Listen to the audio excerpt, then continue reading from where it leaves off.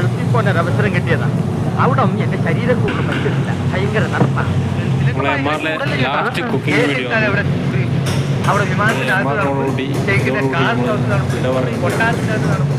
എന്തിന് രാത്രി കാർഷികെന്താ പോയി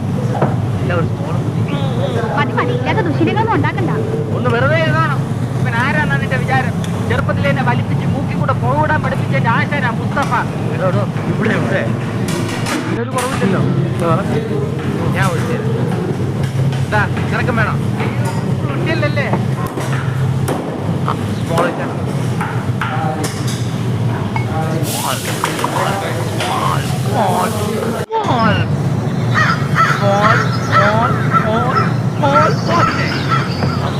വെള്ളമൊഴിക്കാം.